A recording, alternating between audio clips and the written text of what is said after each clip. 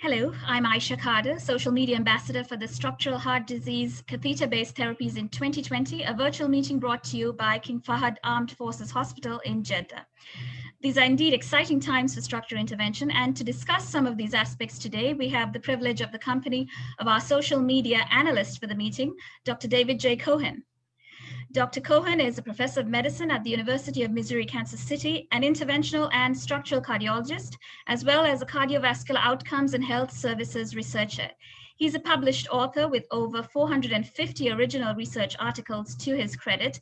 And for those of us on Twitter, he's also the expert interpreter of cardiovascular clinical trials. Welcome, Dr. Cohen. Thank you so much, Aaysha. It's a pleasure to be here. Hi, pleasure to have you. So clearly the bulk of innovations is in structural heart disease, but there also remain a lot of unanswered questions, particularly in relation to cerebral embolic protection. You presented data from the TVT registry at the recent TCT Connect, but before we discuss that, I'd like to just touch on the main devices that are currently in the landscape, the Sentinel device as well as the TriGuard. What are the differences, pros and cons? Thanks. So first of all, in the United States, only one of those devices is approved, just the Sentinel. So I don't have any personal utilization experience with the TriGuard, but the TriGuard device, which was also presented at TCT in the Reflect 2 trial, is a large mesh screen, if you will, that covers, it lies in the aorta, is placed from the groin, and it covers all the origins of the great vessels.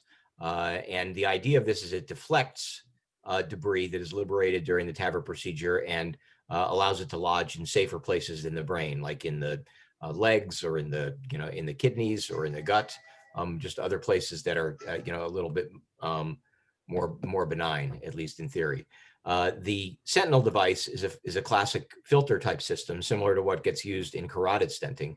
It's placed from the right radial artery, and it has two filters, one of which is deployed in the minute, which protects both the right common carotid as well as the vertebral, and the other which lies in the left common carotid. There is no protection of the left vertebral in using the Sentinel device.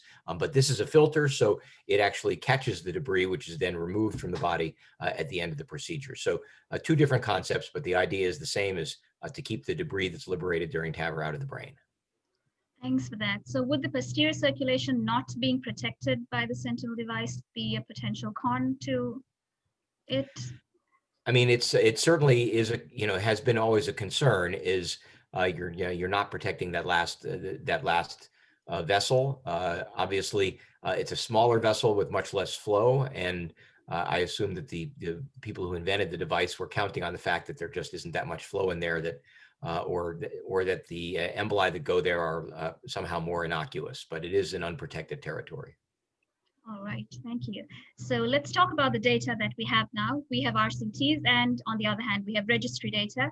And of course, two very recent trials that were presented at TCT as well reflect to the RCT as well as your TVT registry. Sorry. So what does this new data add to the existing landscape? And more importantly, how do each of these different research methods contribute in terms of evidence that will enable practice? So that's a short question with a long answer. Go ahead. Up until now, I think the most important thing for people to realize is that we really don't have the kind of data that we would ideally like to understand how to implement and where to use embolic protection in TAVR in practice. The studies that have been performed to date, certainly the randomized trials, have all been small, a few hundred patients in each. With it, and have really used imaging endpoints. They've used diffusion-weighted MRI to detect where embolic debris lodges and how large it is. And even those studies, when you look at them, have not been uniformly positive with these devices. There have been, the clean TAVI trial, for example, in Europe, with the Sentinel device showed benefit. But on the other hand, the Sentinel trial that was done in the United States with the same device, actually in its primary analysis did not show any benefit. Only in a secondary kind of exploratory analysis did it show benefits. And none of the studies have been designed to look at what we care the most about, which is clinical endpoints like stroke or decline. In terms of what was presented most recently at TCT, The Reflect 2 trial using the TriGuard device was designed to be the pivotal trial, getting that established in the United States. It was a really complicated trial, I have to say.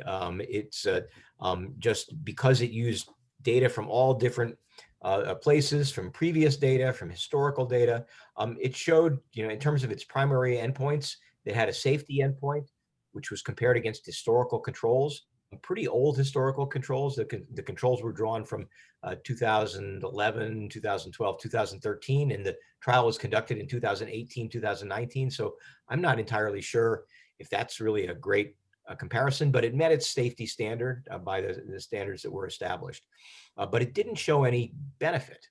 Literally all of the components of the primary endpoint were neutral, and in fact, if anything, slightly favored control. So it looked like it was a tough device to use. Some description of only about 50 to 60% of the patients in the trial were able to keep all the great vessels covered throughout the entire procedure. And obviously, if you're not covering the vessel, you're not protecting that vessel. And so they did some subsequent sensitivity analyses, which did suggest the possibility that there might be benefit, but it really was kind of a tertiary type of analysis. So I think the jury is definitely still out on the TriGuard device. The other study that you mentioned, one that we presented, which was not a randomized trial. It was using an observational study using data from the TVT registry, which, as most people know, is the large registry in which all patients undergoing TAVR in the United States are enrolled. And we looked at data from 2 years when the Sentinel device was approved, 2018, 2019, so pretty contemporary data, and looked at the relationship between the use of embolic protection and whether there was a reduction in stroke, trying to really see if we could identify a clinical benefit with this approach. First, just a couple of really nuts and bolts was that we saw that there has been growth in the use of embolic protection in the United States over those 2 years. It started out quite low. By the end of 2019, it was up to about 28% of sites were using at least some embolic protection, but still it was really the minority of patients. Only about 13% of patients undergoing TAVR in the United States, even in the end of 2019, received embolic protection. So it's being used in the minority. The most interesting thing we saw was tremendous variability across the sites, though. There are some sites that use it quite heavily. More than 50% of all their cases get embolic protection. And then there are 70% of the sites in the United States that have never used it at all. And what that does is that actually is the setup for the type of analysis we did, because there's just tremendous variability across sites, we can take advantage of that as a natural experiment in order to compare what happens. Basically, if patients go to a site that has a strong tendency to use embolic protection or a site that has no tendency to use it. That's the analysis that we did. It's called an instrumental variable analysis. I don't have time to go into all the subtleties of it, but what it did show was, I would say, a weak trend towards a reduction in stroke. It did not show a definitive reduction in stroke. It showed about a 10% relative reduction in stroke in these all-comers populations between patients getting and not receiving embolic protection. When we reanalyze the data in a slightly different way using a propensity score analysis, which is more commonly done, we did see a significant reduction in stroke, about an 18% relative reduction in stroke, which was statistically significant. And those two estimates, even though they sound different, no benefit and a modest benefit, they actually overlap more than you think. And so I think the truth is probably somewhere in that range, at least in terms of what we saw.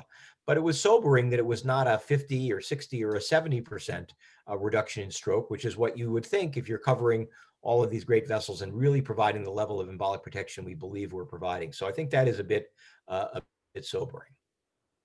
Absolutely. Thank you for that very interesting overview of your trial as well. Let's move on to endpoints now. I mean, we do know that the majority of strokes occur within 72 hours, and that's an endpoint that is being explored in upcoming trials. But what do you think would be the ideal endpoint? And of course, there's the issue of ascertainment here. Where does diffusion weighted MRI weigh in? What are your thoughts on that?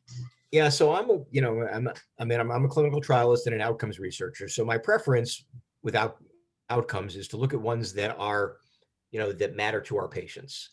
That's what I went, that's why I'm a doctor. That's why I like to do structural heart interventions, because the things we do really matter to our patients and the endpoints we care about. So with respect to embolic protection in TAVR, I think there are two basic endpoints that we should be focused on. One is stroke, clinical stroke. It doesn't have to be a devastating stroke, it could be small strokes, though all of them matter. That is probably the most important endpoint and the easiest to assess. And second is neurocognitive decline, which is much harder to assess because the tests that are used to assess that are more complex, and you have to wait. With stroke, you can do a trial with a 72-hour endpoint or even an in-hospital endpoint, and think you've got most of the information. But with neurocognitive decline, it may take months to years for that to fully develop, and so that's a much more challenging type of study to do. Where does diffusion weighted MRI fit in? That's a mechanism, right? That shows us if there's debris going in the brain, and obviously, if you ask me, would I rather have debris in my brain or not debris in my brain? I choose not from it. But given that there are costs and side effects and complications from all the treatments we have, I think the MRI endpoints to me are less important than the clinical ones. And I'm very pleased to see that trials are now being started to evaluate the clinical endpoints. And I think that was actually one of the important messages from our study, was that the benefit, at least what we can see right now in the real world, isn't so great that people should be afraid of putting their patients in this trial. There are some sites, that have said, "Oh, I don't think it's ethical to put patients in the trial." I think our data says it's very ethical. In fact, it's the right thing to do, is to put patients in this trial so we can really find out what works and what doesn't. And if it doesn't work, let's figure out why. Absolutely. Thanks. And what you said about the endpoints is a perfect segue to my next question, which is, of course, upcoming trials that are using clinical stroke as a primary endpoint. We do know of the protected TAVR trial. Would you like to elaborate further on that, about the endpoints and? Sure. So the protected TAVR trial is a trial going on in the United States. It started currently. I don't know quite how far along it is, but I think it's going to be a year or two before we have definitive results. It's a trial of, I think it's currently planned for about 2,500 patients, but the sample size could actually go up depending on what the event rates are. And it's, all comers undergoing transfemoral TAVR, randomized to undergoing neuroprotection with the Sentinel device versus standard treatment. And the primary endpoint is, I think it's an in-hospital outcome, actually, in-hospital stroke as determined by a neurologist. And that's a very, very important thing. Our study in the TVT registry, those strokes were detected by the clinical teams taking care of patients. What we know is the clinical teams, it's hard to miss a stroke if the is aphasic or if they're hemiparetic or something like that. But there are more subtle strokes that happen in these patients. And it's very likely that in a study type like the TVT registry, those more subtle strokes are being missed. In a trial like a protected TAVR with a neurologist who's seeing each patient before and after the treatment and is blinded to what treatment they received, you can get a much more precise assessment. And so I expect we will see stroke rates that are higher in the protected TAVR trial. That's been seen in other studies, and it will be sensitive, and we'll be able to detect the benefit more clearly, hopefully. That's right. Yeah, and I think there's also the CHOICE REFLECT trial, which is a European study that has a similar primary endpoint, cardiovascular mortality or ischemic stroke at 72 hours.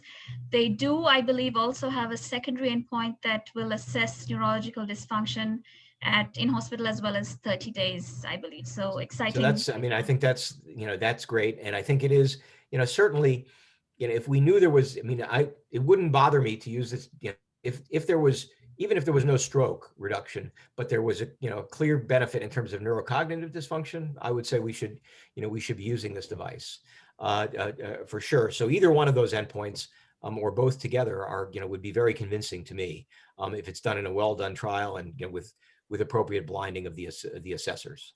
I think I think one of the questions, and I don't know if we'll get a chance to cover it, is so what do we do? How do we pick and choose, right? I think you were asking that. I think I saw on Twitter and Mirvat and other people, how do we pick and choose? And I think that's actually one of the biggest challenges we have in the field, because as best I can tell, we don't have very reliable predictors of stroke in patients undergoing TAVR. What we know is that, every time we blow up a balloon or expand a valve in the in the native valve, or even cross the arch, there are some there's some debris that's liberated, and and a fraction of it goes up to the brain. But the predictors we have pretty weak, and so my own take is, when we're all done with this with these studies, and let's say we show some benefit, there's only going to be kind of two real strategies. One is we don't use it in anybody. If if the benefit is too small to worry about, then we don't use it in anybody, or we use it in almost everybody that's anatomically suitable, because it is a little bit like a seatbelt. I mean, you just don't know when a stroke is going to happen. And so if we have something that can prevent a stroke, we probably need to use it in everybody. The question is, do we have something that can prevent a stroke? And that's what these trials are going to find out. Absolutely. That was exactly my question. I mean, there's the proverbial seatbelt analogy. So in your practice, given what we have at the moment, what would you do? Last question. I would, so if it's an option for me in my practice, I would enroll in the trial. I mean, and the reason I say that is because, when you don't know what to do, when the data are not clear, that's almost always the best thing to do. And you're going to, half of the patients in the trial are benefit. I don't know which half. And lots of future patients will benefit. Our current practice in Kansas City right now is that we use very little.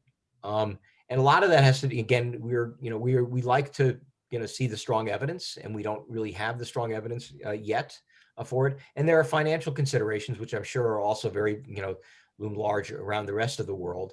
It's not a fully reimbursed procedure. There is some extra payment in the United States for it, but it doesn't cover the whole cost of the device. And in certain geographies, like in the Midwest, the margins of hospitals for TAVR are very small. And so our hospital would be very, gets very concerned if our costs are going up and up and up to do these. And so we want to see the data. When the data are clear, if they show a clear reduction in stroke, though, you can bet we're going to be using it in everybody. Fair enough. Thank you so much, Dr. Cohen. This has been a very insightful discussion. Thank you so much for your time. It's my pleasure. Thank you for having me.